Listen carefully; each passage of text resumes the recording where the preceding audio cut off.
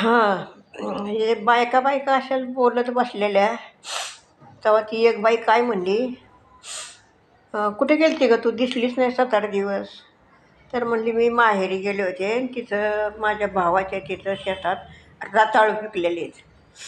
तर ते एक रताळं असं पिकलं आहे मोठं की त्याला 4 बैल असे जोडले आणि ते रताळं बांधलं तरी ते वढल्या जाईना. एवढं मोठं रताळं पिकलं ते.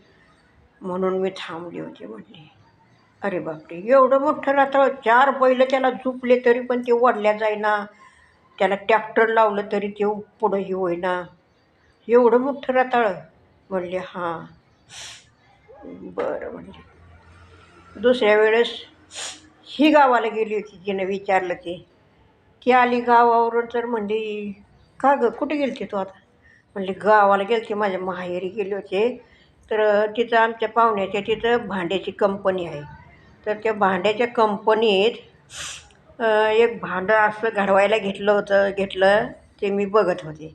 तर त्याला आतून 500 लोक आणि बाहेरून 500 लोक होते ते भांडं घडवायला पितळाचं. ती म्हणली हां, एवढं मोठं कुठं काय असतं का? आणि एवढं भांडं कशाला? म्हणली 500 लोक बाहेर 500 लोक आत, एवढं भांडं कशाला? म्हणली ती तुझं रताळं कशात उकडायचं? म्हणून कसं आहे, पुढं बोलताना विचार करून बोलावं लागतं. तर मी याच्या बायांचं सांगितलं आहे बरं का, माझ्या मनाचं काही सांगितलं नाही. तर ते बोलताना पुढं आपल्याला काय आडवं येईल ह्याचा विचार करावा लागतो.